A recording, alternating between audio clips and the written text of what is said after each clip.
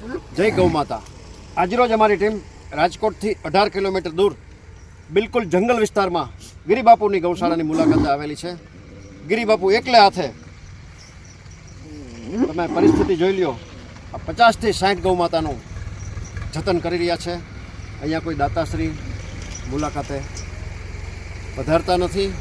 મિત્રો, 33 કરોડ દેવતાનો જેમાં વાસ છે। ગાયને રૂવાડે રૂવાડે એક એક ભગવાન, એક એક દેવતા બિરાજે છે।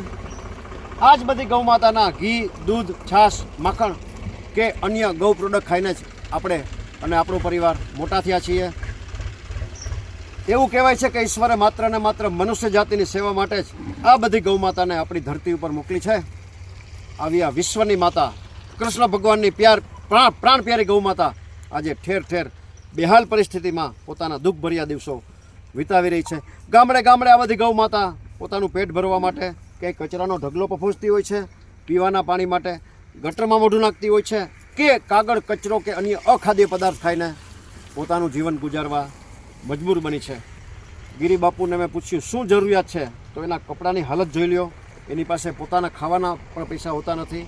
એમ છતાંય ભડવીર ગૌસેવકની માફક આ માણસ, આ ગૌસેવક આ બધી ગૌ માતાના માટે પોતાનું લોહી રેડવા માટે તૈયાર છે અને ભડવીર ગૌસેવકની માફક આ બધી ગૌ માતાનું શ્રેષ્ઠ રીતે જતન કરી રહ્યા છે।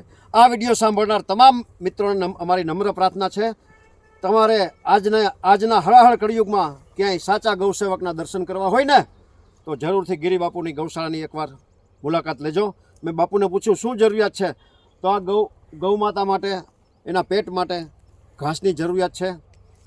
મિત્રો, આપણે ભગવાન તો ન બની શકીએ, પણ ભગવાનના મિત્ર બનીને આ કૃષ્ણ ભગવાનની પ્રાણ પ્યારી ગૌ માતાને માટે, એના ઘાસ માટે જરૂરથી આર્થિક મદદ કરી શકીએ।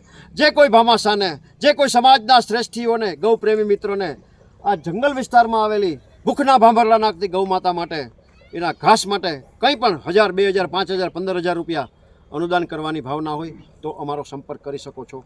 Mobile number 9825077306। ભૂખના ભાંભરલા નાખતી આ ગૌ માતાની વેદના, એના પેટની વ્યથા, એનું દુઃખ રજૂ કરતો આ શોર્ટ વિડીયો આપના ગ્રુપમાં વારંવાર શેર કરશો ને મિત્રો, તો તમે પણ ચોક્કસ પુણ્યના ભાગીદાર થશો। જય ગૌ માતા।